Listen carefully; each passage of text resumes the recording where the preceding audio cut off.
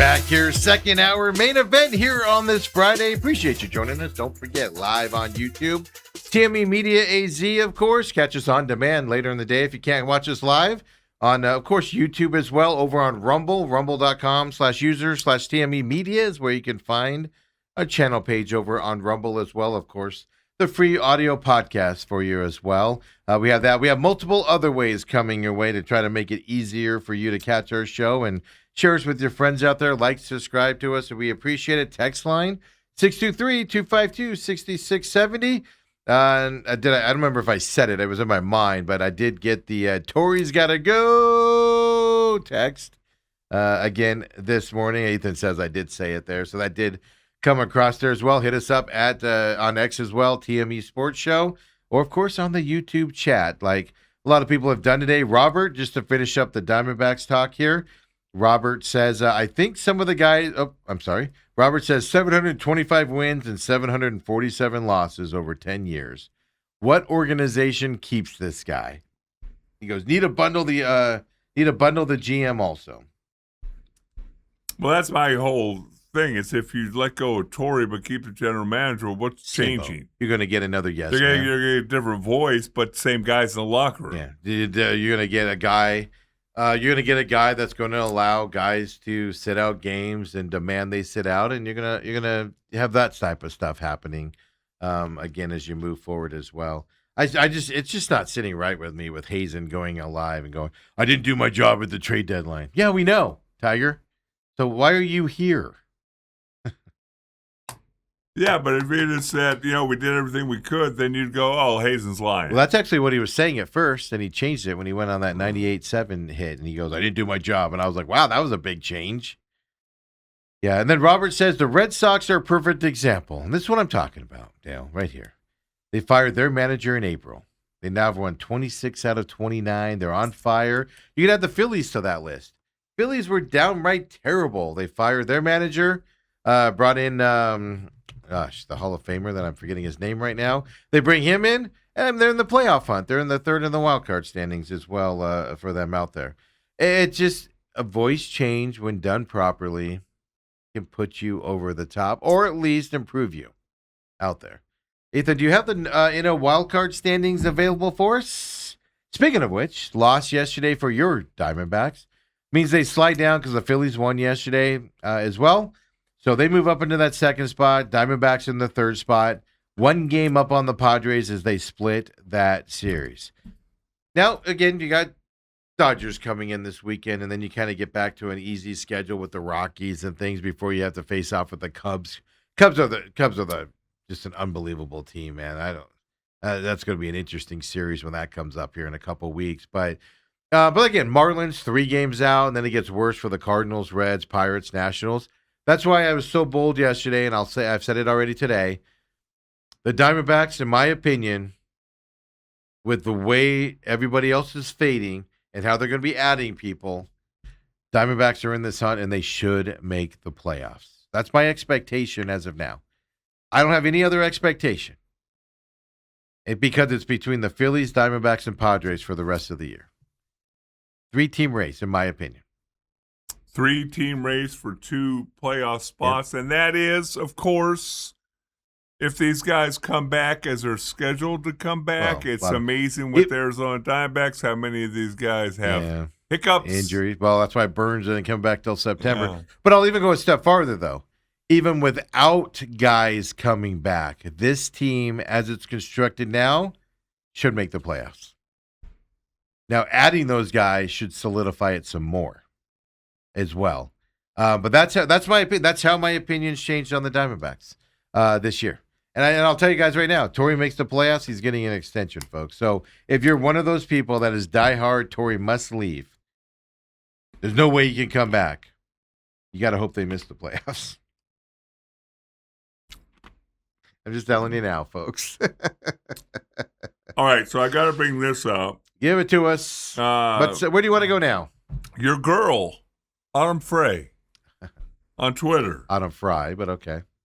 You say it how you want to say it. I jokingly say it Frey because it's spelled that way. Yeah. She gets so mad at me when I do that. That's why. Well, then spell it differently. That's why I giggled when you said that. Come on, Autumn. She didn't choose her ex-husband's name. Well, she could get rid of it. Yeah, that is true. Imagine working your whole life to become a Major League Baseball player only to be handed one of those hideous brown Padres jerseys to wear. I thought that was a funny call because I do think the Padres. I would love to root for the Padres. I can't because of their uniforms. I agree with her 100% on that. Yeah. But I pointed something out on my retweet response, Dale. Yeah, you did. What are the Padres named after, Dale? And then you put a picture up of a handsome, dashing young man acting like that's you. No. I said no. I was okay. I'm glad you noticed that. That wasn't my intention, though. My point was the brown robe. Yeah.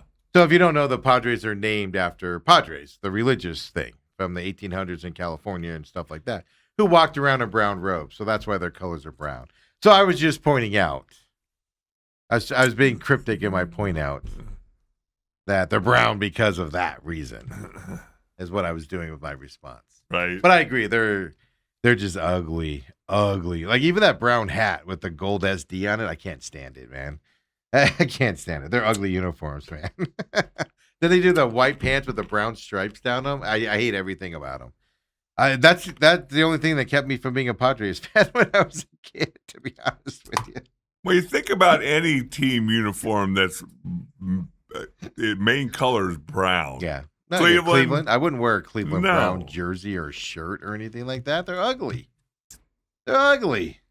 It's brown and orange on top of it. That's kind of like, there's just some colors. Like I'm not a big orange person either. That's why I'm glad the Suns, even though they still have orange in their uniform, they moved away from orange being the prominent. I know they have the full orange uniform now and stuff like that. Orange and brown colors, I'm just not a fan of, Dale. Yeah, I agree with her on that. Yeah, but I was pointing out their namesake on why they have brown as their color. I didn't realize the guy was dashing. I'm glad you noticed that. I'm glad you compared the guy to me. You thought it was probably me in that photo. Glad you noticed that. Hey, give us a Brooke update real quick. She's back home for yesterday. Brooke is back home. She's feeling better. Kind of working her way back in. Still a little sleeping a lot, groggy a lot. Yeah, still a little tired, but getting up and walking in the morning. How's the dog? It's much more normal, although she got along just fine with me. Feels like didn't wake up at 5 o'clock in the morning when I was there. Now she's up at 5. Oh yeah, yapping. Yeah, because Brooke gets up early and they go for their walk and. All right, but she's still recovering good then. Yes, that's the important. I mean, you didn't care. You were out doing a bunch of shows yesterday and seeing everybody else and going out with your friends and not inviting me, which I could have easily gotten in my car and driven across town. Not easily. You'd have bitched and moaned the whole time. My car was like charged enough to do it. The one day my car was charged enough to do it, get over there and everything.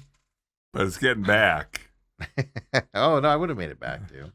And stuff like that. So I appreciate the invite, by the way. You're welcome. Good on that. You're welcome. What are you doing this weekend out of curiosity? Well, I kind of reserved it for WWE, but. That was last weekend. Oh. This isn't like James's wedding where you forgot about it. It had the wrong weekend. I talked to him yesterday again, so. Yeah, good old James. He's a good guy from the radio station. He texted me and asked if I get some KUPD. Yeah, that's what he kept saying. He goes, I hear Dale on KUPD on Thursdays, and I texted him and said, give me some shirts. I'm like, wait, that's an option? I even know Holmberg. We ran into Holmberg. He was at Whataburger yesterday when me and Ethan, after we left, went to Panda Express. Yeah, so he came by and saw it. So it was funny because I'm getting out of the car. I have a backpack I carry. My wallet was in my backpack. So I'm like in the back seat, like digging through my bag, trying to find my wallet and everything. And I see like this car slowly driving up to the Whataburgers next to the Panda Express. And this car slowly driving up, and I just see out of the corner of my eye, like hands going like this. And like in my mind, I'm going, crap. Well, am I going to be fighting here in a minute? Like, what's up with this? And then I hear John's voice. And I was like, oh, it's John. Hey, what are you doing? He recognized you from the back, huh? Well, I mean, this backside. I mean, Who doesn't? You just pointed to your front side. Well, because I can't reach in the back. Shoulders don't let me reach in the back, Dale. Yeah, so it was pretty funny, but I'm like, oh, here we go. And then the best part is Ethan almost caught an assault charge inside the Panda Express. Really? So we're standing in line, and they're ignoring us because they're doing to-go orders. This is pretty funny. She's okay. The lady's okay. But Ethan, so I'm standing in line, and I'm looking at the person like this. Ethan's to my right, but he's looking towards me kind of this way. And so I'm looking this way at him, and he's talking, and he was like commenting on like what John was doing when he was pulling up, because that's how Ethan noticed him, was the waving of the arms or whatever, before I even saw him. But you don't slow roll up on somebody in a neighborhood that can be questionable. I'm just saying. That goes back to my drive-by days when I was a kid in Compton. But that's a story for another time. But anyway, so we're standing there, and Ethan's talking about John, and Ethan goes like this. Oh, John was going like this. Dude, he waxed this girl right in the face, this lady, as a kid. So, Dale, I'm looking at Ethan. I don't even see her. She comes out of nowhere. And as soon as Ethan goes like this, like, all I see is this lady go. No sound or anything? Nothing. Dude, she came out of no.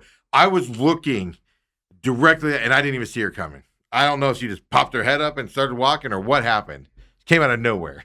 But it's perfect timing. She just grabs her face. And so I'm like, are you okay? And Ethan's like, oh my God, are you okay? And she didn't speak English. But she like walks off. She's just holding her head. And then this little kid comes touting behind her to go to the table to eat. And I'm all like, oh my God, should we buy him lunch? Or something like in my mind. I'm like, oh my God. So then I realized, like, then she like just sits down and she stops grabbing. I don't know if she was faking it or what. But she stops grabbing her head and she was fine because I was watching her. But so we're standing there and like, because they're taking forever to get our order. And I look at Ethan and I go, they need to hurry this up because you're going to catch an assault charge when the police show up. We got to get out of here. He whacked her right in the face, man. Wow. She was just the perfect height where when he went like this, man, boom. I go, what's your sleeve hit her or your hand? He goes, my phone. And I was like, ooh, that's got to hurt. Oh. That's got to hurt. So that was our afternoon yesterday. Ethan almost caught in his. I'm pretty sure he's wanted. There's going to be a poster up at Panda Express at 44th or 32nd and Thomas or whatever that is. Wanted assaulter. Did John do Whataburger? He did Whataburger. Yeah, I heard him talk about that this morning. Well, it was funny. Oh, he talked about Whataburger? Yeah. Yeah, it was weird because he's all like going to Cheap Panda, and I go, yeah. He goes, oh, I just went to Whataburger, and I go, okay. I'm not a Whataburger fan, and I go, okay. And then he goes, Panda's good. And I go, yeah. Yes, yeah, it is. Well, he's just trying to make conversation and then with you. Then we're just staring at each other. Yeah, because that's all he said. Panda's good. Yeah. But what am I can't talk about what. Oh, I hate Whataburger. It sucks. You want me to go that route? Because I don't know it. I don't like the orange of Whataburger. That's why I will not eat there. It's orange. Disgusts me. Oh, you're so difficult. So you didn't say there was awkward conversation with me outside the Panda? No, your name wasn't. But I was caught off guard, too, because when somebody rolls up on you and starts talking to you and their hands are moving in the car, your back turned. I didn't know what to expect when I turned around. I was kind of caught off guard. But yeah. So your kid's hitting innocent women. You're slow rolling, getting ready to fire at somebody. I'm about ready to grab my Glock. Tells you what a gun person I am. I was about to grab my Glock out of the back seat and be like, what do you want? That was our afternoon yesterday. This weekend, I got no plans this weekend, I don't think. Well, maybe you can go bail out your boy Ishbia. Help him out a little bit, Stevie. Ishbia's got his own problems. Ishbia is somebody I cannot help, Dale. Yeah? I am all for helping people and stuff like that. So, yeah, Ethan says, to be fair, she was my height, so it was probably blocked by me. Yeah, I'm telling you, folks, I was looking in that direction, and even I was shocked she was standing there when she got hit in the face. So it's probably it. She was behind him and came around the corner real quick. But it's so funny. What are we going to do when Matt Ishbia goes broke is the bigger question here in this story. You're the business news guy. So if you don't know what's happening, you know this innately, even if you don't follow business stories. But mortgages is a tough business to be in right now. Okay. It's tough. Nobody's getting them. Very few people are getting them because houses aren't selling. Mortgage rates are too high. He's a big commercial mortgage rate guy. His company is a big commercial mortgage, biggest commercial mortgage company in the world. They do house loans now and stuff like that because they compete with Dan Gilbert's Rocket Money company, the owner of the Cavs. His company's suffering as well and stuff to that effect. But I mean, Matt Ishbia's company was worth like a month ago $9.6 billion. His net worth was. But that was the company. That was the company stock. Is what that based on. Okay, so you could correct me if I'm wrong. Because what I heard, his net worth was about almost $10 billion. Did they use that as his net worth? Yeah. Okay. And then it went down to 5.8 or something. His stock is down a lot of money. Like his company is worth billions less than it was 2 months ago. And the Suns are like $5 billion of that worth or something. Suns are worth $5 billion. They estimate Suns are worth at $5 billion. Yeah. So his company's struggling so much so, Dale. Now these guys move money around, so he's got a family trust, a family company that is a vendor of the company. Everybody does it, and they had to infuse a couple $1 billion into his mortgage company from that family business and everything. Okay. It's standard business stuff that happens. But mortgages are tough right now. Dan Gilbert's company, Rocket Mortgage, is struggling as well. It's not struggling at the same level Ishbia's company is, but he's struggling as well. His net worth is down a ton also because mortgages is a tough business to be in right now and stuff like that. The question that you got to do, he's not going to go broke, folks. He's not. Worst case, you sell the business and you keep your billions. Well, you know what the 98.7 was saying? They're saying, this is eerily similar to the that owner with the Coyotes who was a billionaire. The real estate guy. Yeah, and then not. And he lost it. And then not. And he lost it with bad transactions and building and stuff like that. Yeah. Steve. Here's what I'll tell you, Dale. If you want to know my honest opinion on this, on the bit, I didn't talk about it on the business show at all because I want more facts before I get into the business side of it. Here's what's, I can tell you this, what's happening behind the scene for the mortgage industries and banks. They're being propped up by the governments right now because you can't have a mortgage company fail, folks. Right. Too big to fail if you want to go back to that saying and stuff like that. So they're being propped up. Where this is going to affect you is he going to have to stop spending on the Suns as much? Because when you have unlimited money because your company's dominating and it's worth $20 billion, you can spend a little money and overspend on the Suns and stuff like that. Correct. All of a sudden, you're only worth $4 billion, which doesn't sound like a lot, but you don't have, maybe we need to cut back on Suns spending a little bit here coming up. It sounds ridiculous to say that, folks, but billionaires aren't stupid. They have budgets and things like that as well, and they work within those entities and stuff like that. So most of his Sun stuff, I'll be honest with you, is probably a business write-off for him to go against the profits of his other company. So if you're not getting big profits in your other company, don't need the big write-offs on the sports side of it, things can change. It's a fascinating thing, but it's an industry problem that he's in. Mortgages right now are a tough business to be in, period, end of story. And he's getting caught up on it. It's just, I find it interesting. Pablo Torre was talking about it the last couple of days, is going down, and there's some other things around Ishbia's company that might be coming to light soon, more publicly. It's a tough business to be in. It's highly regulated. Steve. Is his company being looked into? Steve. For stuff. Is this going to be another one of those? That's the question, Valley can't have nice things. That's the question. I mean, I'm not saying he's doing something bad. I'm saying you don't want the government looking into stuff because they'll find something. Oh, they usually do, yeah. Yeah. You don't want to. You could think you're clean as a whistle, and what they're looking at might be clean as a whistle, but they'll find something else. They don't do this type of stuff without it. That's my question now is, is all this starting to come out and people watching it? Because, like I said, not bad news. The Dodgers owner is being investigated. His insurance company is being investigated for fraud and illegal loans and stuff to his purchase of the Dodgers and the Sparks and the Lakers. They're looking into him. It doesn't mean the Browns ownership, with Love's, was it the Browns with Love's? They're being looked into for questionable dealings. It happens all the time.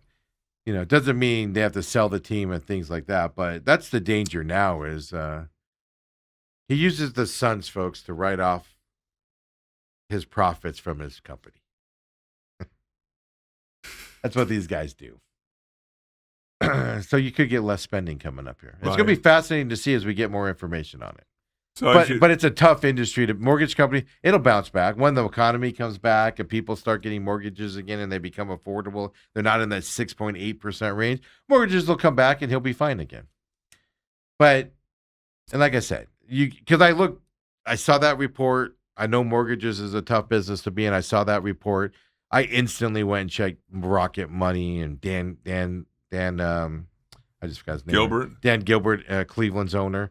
I instantly went and checked out his stuff. Same thing. It's way down. Now, he's not as bad off. His company's not as down as much as Ishbia's company is, but they do different things as well. Different types of mortgages. So I don't know. It's interesting. It's an interesting conversation. Well, you have that during the offseason. You got Kawhi Leonard, the NBA looking into that. I'll tell you what I felt this with the first part of it. I thought the NBA was going to sweep it under the rug, the payment separate. Yeah. But my question was, and I said it on air, is the NBA going to be allowed to sweep it? They want to sweep it under the rug. Are they going to be allowed to? And what I mean by that is other owners have to be pissed. Right. Because if they're following all the rules and the Clippers are circumventing the rules. Almost $28 million. That gets spread around. That's tax money not going to the other teams by avoiding the aprons and stuff like that. These other owners. So I don't know if I don't know if the NBA is going to be able to sweep it under the rug and do like a little hand slap on the Clippers ownership and stuff like that. I'll tell you this, with this news coming out yesterday from Pablo Torre, I think the Clippers are in danger of lots of years of no draft picks, huge fines, and stuff's coming their way. They're going to get hammered. Yeah. So if you don't know the new one here, Kawhi Leonard, alleged. It's all alleged. We already know about the other one. He had a deal where he was a sponsorship and didn't do anything for him. And it was like $7 million a year or something. Didn't do anything for him. And we found out about that because the company filed for bankruptcy and Kawhi Leonard was a big person. Creditor or whatever. Yeah, creditor and earned the money. That's how we found that out. Now we find out, allegedly, he had a secret multi-million-dollar sponsorship deal with Daktronics. Dale, have you ever heard of Daktronics? I did when we tried to put in the stuff that's at that Clippers arena in our house. Yeah, I was gonna say, your new TV setup. The Intuit Dome. Yeah, they're the manufacturer of the scoreboard there at the Intuit Dome. Yeah. If you haven't seen that, it's a big round thing, lights up, stuff like that. They do that's what they do. They do big end scoreboards and stuff like that. Here's my point. You've never heard of the company called Daktronics in your life. Why do they need a sponsorship? Are people clamoring for a giant light board in your house or in your casita or in your backyard? Why do you need a spokesperson to advertise Daktronics, Dale? Who's buying that? Big companies. People that need Daktronics boards and stuff. Like if I was to build a sports arena, I guarantee you I'd know about Daktronics because it's probably, if not the company, one of the companies you'd look at for your scoreboard.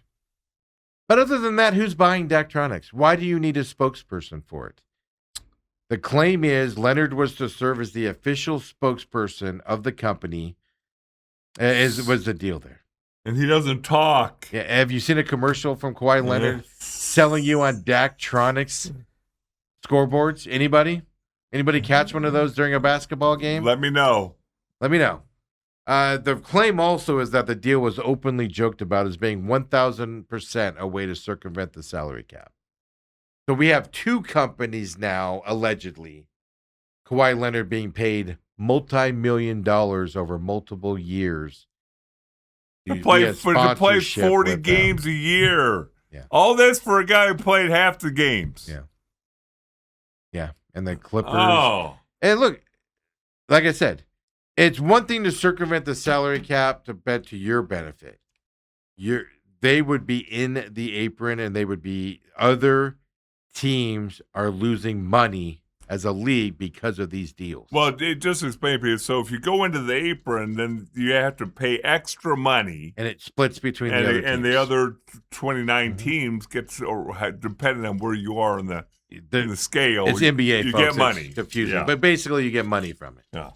This would be like in the NFL, everybody splits so the Cardinals can sell 0 hats and 0 Cardinal shirts this year. They can sell no merchandise that says Cardinals on them. And they're going to get a giant merchandise tag because the Cowboys, Patriots, they sell them and Cardinals get X amount of money from them. Right.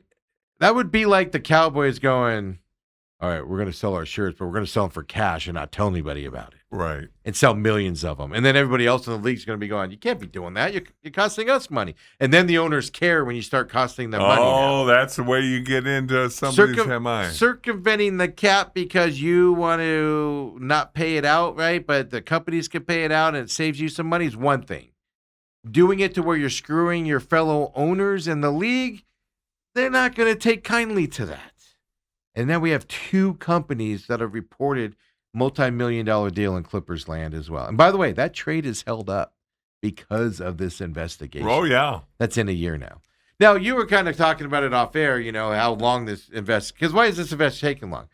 One reason investigations will take longer is, like I said, you start looking at one thing and you go, oh, what's this? What's this? What's that? And then you have all these tangents to go down. They probably found out about this Daktronics sponsorship while they were looking into the other sponsorship, and now you got to go down that rabbit hole. This deal's held up. Is this something where you can punish Kawhi Leonard in the league for? Like, be like, you can't be here anymore because of what you're doing. Or is this Steve, and if you don't know, Steve Ballmer is the richest owner in like all of the land. Every sports owner looks up to Steve Ballmer with his Microsoft money and stuff like that. He bought the Clippers, and he overpaid for them at $2 billion at the time. Now it doesn't look like an overbuy, but at the time, he overpaid for them. Yes. He didn't even blink an eye, folks. He was like, yeah, okay. Now $2 billion, that's it? Okay. And then he spent money on a brand new arena. Self-funded and all that stuff. This is going to be interesting on what they do. Now, it's not a Daniel Sterling situation where I don't know if you cost him his ownership side of it. And he's got enough lawyers and money to fight you. I don't know if the NBA wants to get in that type of a battle with him. But you could take draft picks away. You could you can't sign free agents. Like, I don't know what you can do, but you can go after these guys. You can do a lot of stuff. And the thing I'm sitting there thinking is, who was the first guy that went to Steve Ballmer and said, hey, I got this way to save us some money? I know how that started. The first company, we know how it started. Kawhi Leonard in that free agency year when he was done with the Toronto, Kawhi Leonard's uncle went to teams and said, well, what can you give us outside of his paycheck? It came from the Kawhi Leonard camp. And Toronto was like, nothing. And apparently Steve Ballmer and the Clippers were like, we'll have this company pay you some stuff. And you don't have to no-show contracts and stuff. No, let me put it this. Let me rephrase that. That's how I think it happened in the reporting from the first story, the first no-show contract, was it came from the Kawhi Leonard camp, and the Clippers went along with it. Whereas I know Toronto said no, and there was another team that came out and said they didn't negotiate with him for that same reason and stuff like that. So I don't know if that team was named, but that's how it started. Look, it saves you money. Well, on that other company that filed for bankruptcy, I don't remember the name of it right now, they were propping it up. Steve Ballmer put like $300 million into it or something like that because they're going to file for bankruptcy. And he put in exactly the Kawhi Leonard amount over like 3 years to keep him propped up so Kawhi Leonard could keep getting paid, allegedly. And then there was like another investor with the Clippers that put another several $100 million into that company. Why do you put money into failing companies? Smart men don't do that. Unless you have a reason. Keep your superstar happy, Dale. Unbelievable. And what's up with the NBA these days is the question. That's the question, Dale. Well, I'm not as concerned about the Ballmer stuff. Obviously, that's very serious. But it could affect the Suns. What if Matt Ishbia needs money and he's not getting the Clippers? Clippers are saving money from him. Did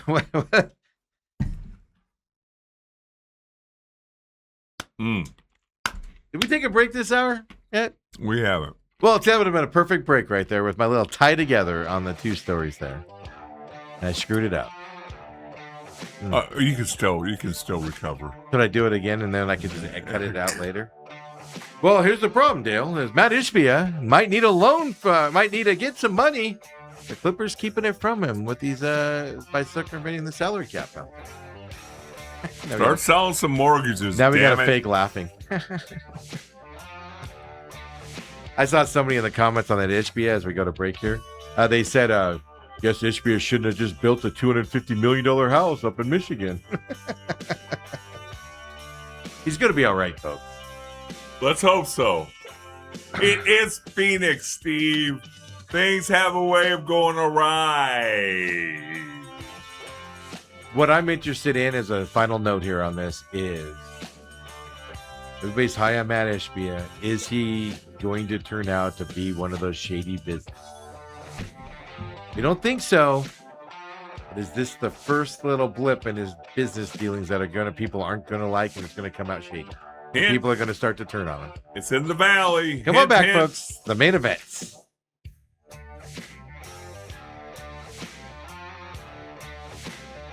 And Dale, we wrap up the week here on this Friday. Don't forget, guys, hop on the YouTube chat out there as well.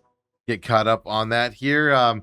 Robert says you need to interview the dog. Oh, my God. We do need to interview the dog. I need to set that up. I got to contact Brooke and to go up there and interview Mila and see how traumatic her experience was out there. She loves her dad when there's nobody else. She likes her dad. Well, because she's not dumb. She's like, this is the guy that feeds me. Yeah, he'll at least feed me. Yeah. Robert says the stuff with Kawhi reads like the movie Blue Chips. I vaguely remember that movie back in the day, but there's a lot of payments going on there in that movie as well. But Dale, as we wrap up the show here, we got about 15 minutes left or however, but I wanted to spend a little bit of time on your boy Larry Fitzgerald. We heard Coop stories earlier this week on Tuesday. I'm going to cut those up and today and start posting them tonight from what Bruce was telling us and everything. Repeat that, Ethan. Sorry, folks. Production stuff. Oh my gosh, I forgot about that. Yeah. I tell you what, folks, let's pause that for a second on the Larry thing. Yeah. We got to do this. Oh my God. Thank you, Ethan. Ethan just saved me. I think of all years, this is not a year if I'm Purdue that I'm rankling Indiana. Yeah. Okay, we got to do this before we get into Larry. I'm sorry, Larry. You're going to be on the back burner here for a second because this is amazing to me. Purdue just hired a new athletic director. Yes. And I watched the whole press conference yesterday. After I saw this clip, I went back home because I was like, is this guy just dumb? He's a smart dude. Purdue's a big, smart engineering school, folks, if you don't know. The school is well known for engineering. It's an expensive school to get into. It's not something you sneeze at if you go to Purdue or somebody that went to Purdue. It's not. So I'm like, is this guy just an idiot? This athletic director they hired with the comment he made yesterday. But no, he talks about it. He goes, we're going to have hard-hitting football. We're going to have hard-hitting sports. We're going to get the players here that want to be here. All of that stuff. He said it in a way not as good as Kenny Dillingham, but I thought it was very Kenny Dillingham-like. And what I mean by that is hyped up the school. Everything. When one part of the school wins, we all win. So meaning if the engineering department does well, we'll do better. If we do better, then they'll do better. He totally hyped up the school and his plans are and all of that stuff. And that, Dale, in the however 100 years of Purdue sports. Yeah. Have they ever won a national championship in college football? Not a national championship.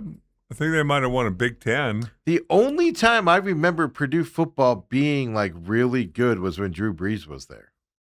Right. And one year they played Arizona State in the El Paso Bowl, Sun Bowl one year with Drew Brees.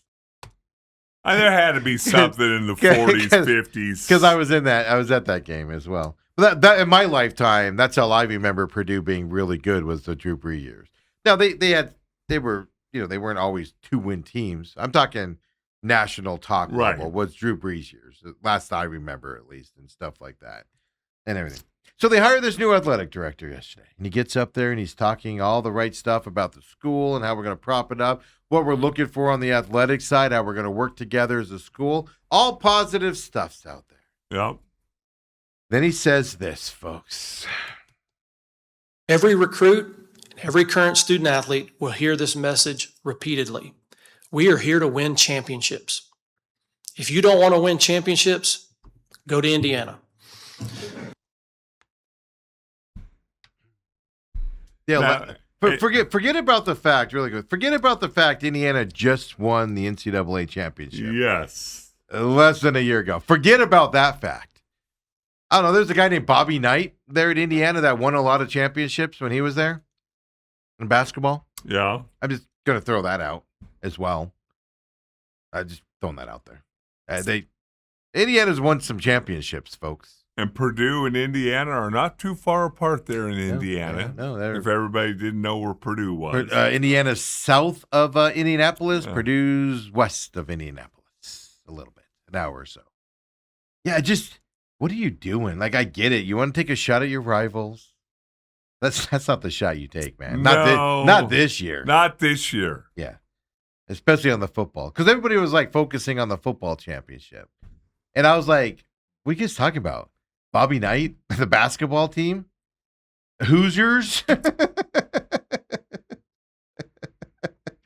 I kind of understand hey, he wants to drum up a little excitement, things like that. Just like Cignetti did in his introduction at the Indiana basketball game. Absolutely. When he goes, hey, we're going to be competing against Ohio State, Michigan. Yes. Everybody's like, what are you talking about? But you got to pick and choose when you do it. Yeah. That's what I'm getting at here, right? And everything. So, obviously, I'm looking here really quick here. All right. They've won 5 NCAA championships in men's basketball, Indiana has. Okay. They've won 8 in soccer. Men's swimming and driving, multiple national titles in that as well. They won some electrical engineering contests. Indiana's really good with electric. That's the thing. It's not just sports they compete. Indiana has a good engineering school as well. So they compete on that side. But obviously the football championship that they just won as well for them out there. Right. Purdue. 5 national team titles and 83 Big Ten conference championships throughout its history. 5 national team championships is all they've got. Indiana has 8 in basketball. Well, are any of those in football? For Purdue? No, Purdue's never. I knew Purdue had never won a national championship because I was kind of like you. All right, maybe back in the 20s or 30s, the Boilermakers made a run, but no, they've never won a football one. Indiana, 1932 men's basketball. They were selected as national champions that year by the Helms Athletic Foundation. So they didn't even win it. They were selected to be national champions then. That's their basketball championship. 1961 men's golf. 1999 women's basketball tournament as well. 2010 women's golf as well. Okay. Yeah. 31 individual national championships if you want to count those. But my point is, I would consider Indiana and Purdue. I would consider Indiana the better school, but if you look into the numbers, they're probably close to equal. I just don't know what are you if doing taking that shot. Yeah, to take a shot on your introductory news conference. Doesn't make any sense to me at all. So I wanted to bring that to you as a little bit of fun. Yeah. Thank God we have Graham Rossini here, man. The guy is going to be he's going to be clamored by big schools. Right, we've lost a lot of athletic directors to Notre Dame, Ohio State over the years, and Graham Rossini is going to be a guy that's going to be watched by these types of schools as well and everything. And thank God we got him, who he hasn't stuck his foot in his mouth once yet, and this guy does it on his first press conference. Those were written notes too, so when he wrote it, he's all Cracks me up a little bit. So there you go, folks. Thank goodness we don't have that here, at least in college basketball reasons as well. But Dale, now let's get into it here and everything. Robert says that's just in-state bluster, like when the school down south touts their newfangled paved roads and indoor plumbing. I love that. I love that. No, I get it's in-school bluster. Just not the year to make that, in my opinion. That's all I'm saying. That's one you could have avoided. If you want to challenge them in badminton or something, okay.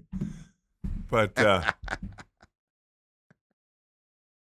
my God, it's so great.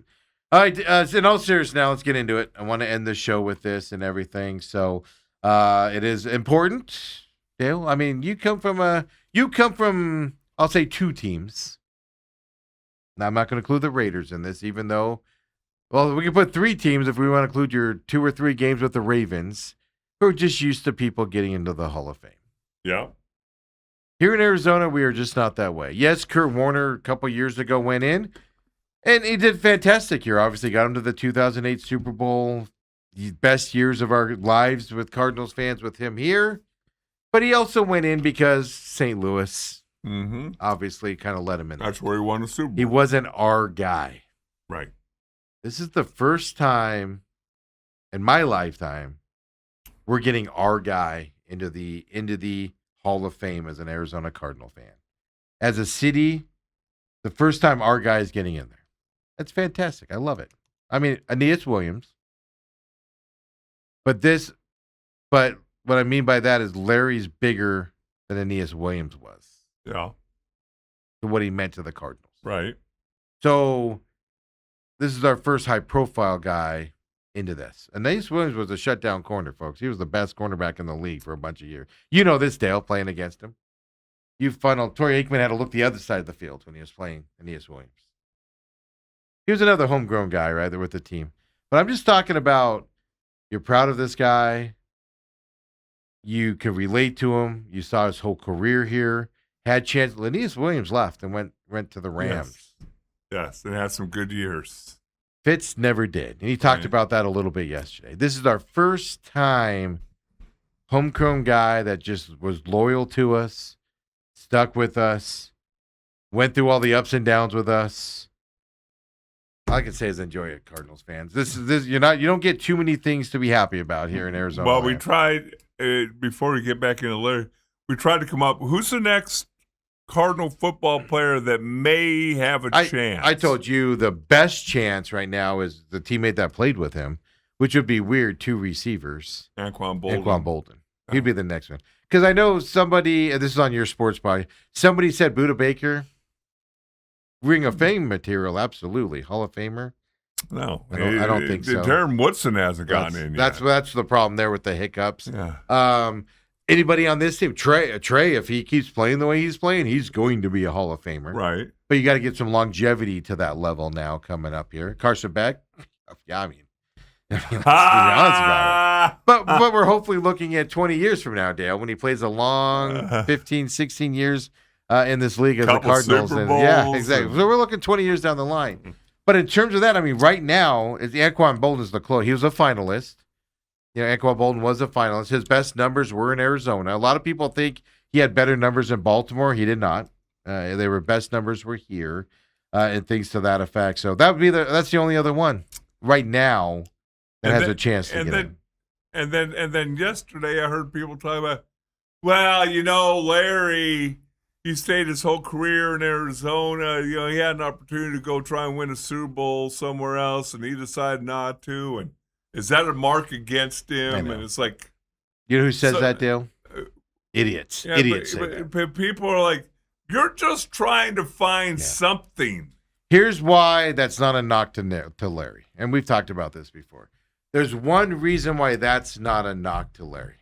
Is he's number 2 in receiving yards. We've been over this with Jerry Rice. We talked about it on Tuesday with Bruce Cooper. He had 22 different Cardinals quarterbacks throwing to him during his career. Second most in NFL history. And he's second receiving. And he didn't have the greats, Dale. Oh, he did? They weren't all Pro Bowlers? None of them were.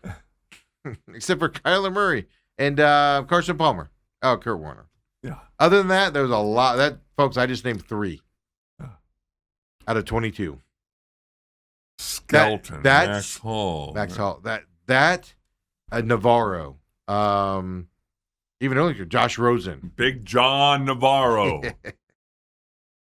It's not to knock those quarterbacks. But What it is that tells you the talent. You go into the outside, the stuff. I mean, just an absolute human being. Bruce told us some outside stories. You heard some outside stories last night as well. But just the leader he was on that field. Folks, I sat in many games where the Cardinals were struggling on offense. Even when Carson Palmer was here. And you throw a ball to Larry and he'd catch it. It would be a simple 5-yard out. And he'd catch it and the crowd would erupt. Larry, Larry. All of a sudden, it was like the offense woke up. And all of a sudden, the offense starts performing, throwing the ball around and moving the ball down the field. Those tangibles were great as well. The reason, though, why it's not a knock he stayed here when he could have left is simple. He did more with less. And he's one of the top, well, in his era, he's one of the top 2 to 3 receivers. You can argue with Randy Moss and guys like that. But he's one of the best receivers of all time with the least amount of talent throwing him the football. And a receiver needs somebody to throw him the football. Listen to these. I hear you laughing over there. Real quick. The quarterbacks who've thrown a touchdown pass to Larry. Man. Warner, Palmer, John Skelton, Josh Rosen, Kyler Murray, Matt Leinart, Kevin Kolb. Oh, Kevin Kolb. Derek Anderson. Oh, Derek Anderson. I forgot about Derek Anderson. You think it's funny? Josh McCown. Yeah, Josh McCown was early in his career. Drew Stanton, Blaine Gabbert, Sam Bradford, Max Hall, Brian St. Pierre. Yeah, I don't even remember that. Richard Bartell. Yeah, I don't remember that. Joe, those are the guys who threw a touchdown pass to him. And the ones who completed a pass to him, Sean King, Tim Rattay. Tim Rattay! Oh, my God. The Rattay family from here. Yeah, Brian Hoyer. Ryan Lindley. Brett Hundley. Lindley was the one that got forced in late in that season that one year when they were on that playoff run and Palmer got hurt. That was Lindley. Yeah. Brett Hundley and Mike Glennon. Brett Hundley, that's right. Another local talent. Yeah. Yeah, no, this, to me, and like I'm not knocking Jerry Rice by saying this. To me, especially as a Cardinals fan, Larry just did it more with less, man. It's easy to go. Jerry Rice would have been an outstanding receiver no matter where he played. Right. Hall of Famer guy. He had that talent. But it doesn't help that you have Joe Montana and Steve Young throwing you the football. Even when he was with the Raiders, I was going to look this up. Late in his career, he didn't catch as much there. But I want to say that was Rich Gannon's years, who wasn't a slouch of a quarterback. Right. He could throw the ball. So it wasn't like you were going down into a John Skelton or Max Hall type level. He still had an all-pro quarterback. Well, it'd be like if Larry had the fortune of playing with Kurt Warner for the first half of his career and Carson Palmer the second half. How big of numbers would he have had? I would entertain your knock that he could have left and he stayed in there. I would entertain that knock if that was the situation. Right. More so than I will.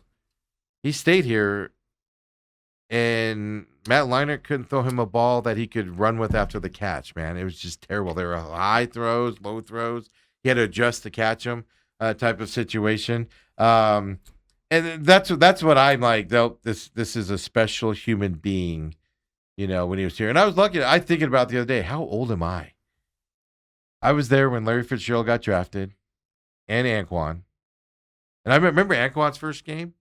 It was on the road. I want to say St. like Louis. 200 yards or something, yeah. Right? And you were like, who's this guy? Just ignoring the number 3 pick at that time. Right? When he comes in, you're like, Anquan's going to be the better running back or whatever. And he's the number 3 pick. And then you're just like, what? And I'll say this as well, as somebody that sat through 99% of Larry's home games here in Glendale, saw him on the road, saw him in the Super Bowl. The big moments he stepped up, those playoff runs against Green Bay where Aaron Rodgers was throwing Hail Mary galores, right? Had like 72 Hail Marys in that game. What broke that game open for the Cardinals? Larry's, whatever it was, 74-yard touchdown run. They were a minute 30 from winning a Super Bowl. You do not get closer to winning a Super Bowl than that very often. It's usually settled by that point in time. Larry Fitzgerald catches the ball, striding across the middle, and nobody on the Steelers can catch him, and he goes and gets that lead.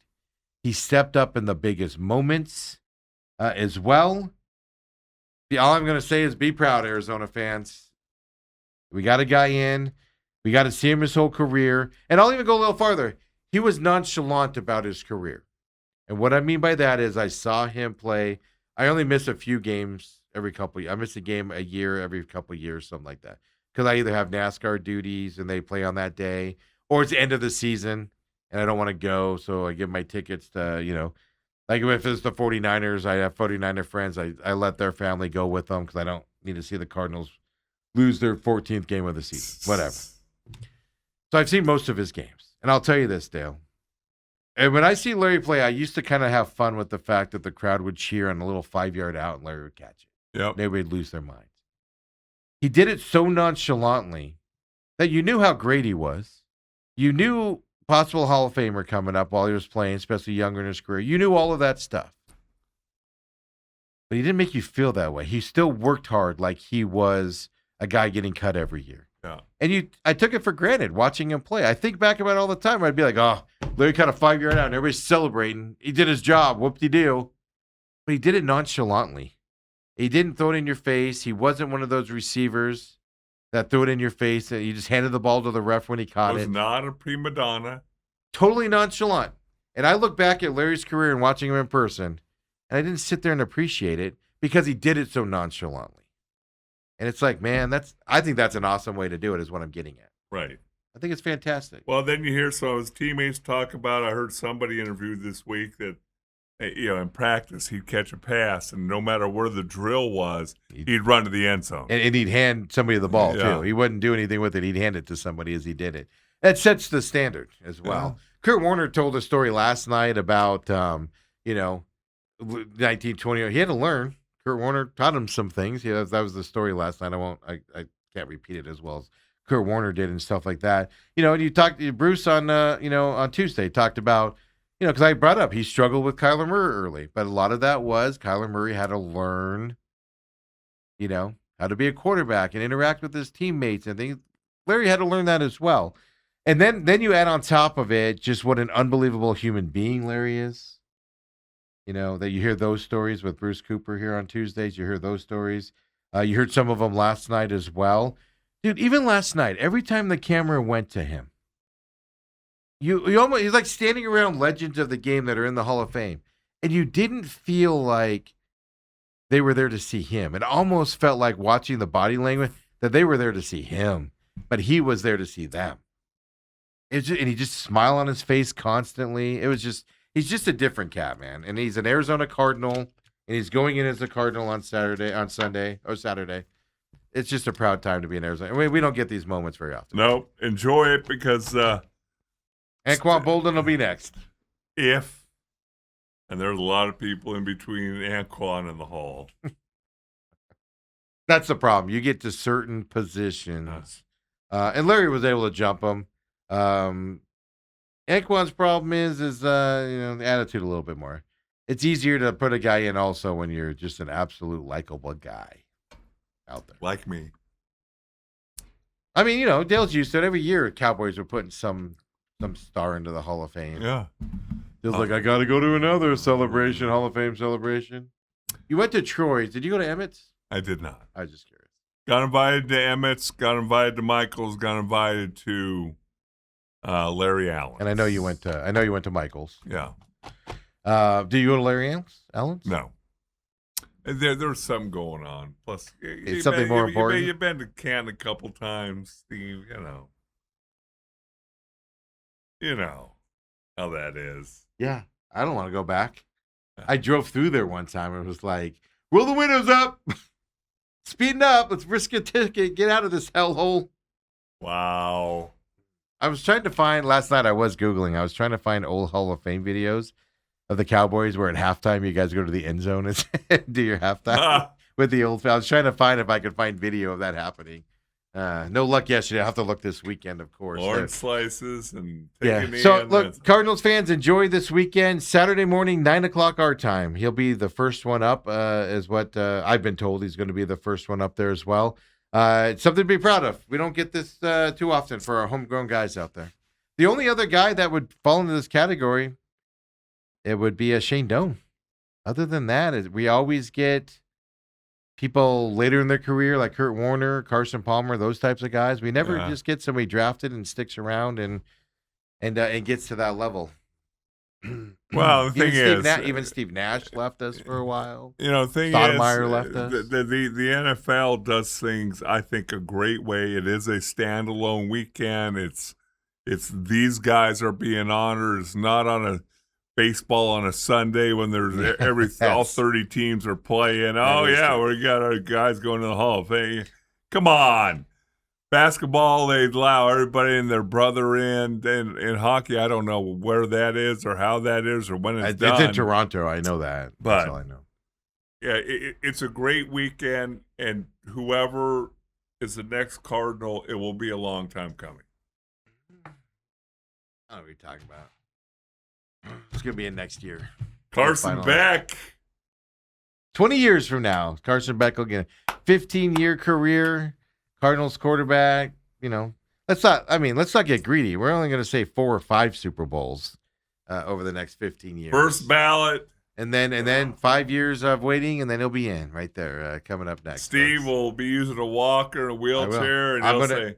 I'm clipping that. I've already clipped the video of me saying on that Monday after they drafted him that he deserves a shot, and he's not a typical You're rookie. Saying, Ethan, I'm renting a private jet. You're getting me there. He's not a typical rookie quarterback with his experience. No, he's not. He's 27. We'll see you on Monday, everybody. Have a great weekend. Have a great one out there. Let me just check the chats here really quick. Go D-backs. Yeah, Dodgers starting today, folks. And your best 3 pitchers on the mound all 3 days as well. Dale Ford. See you Monday, everybody. Before Dale.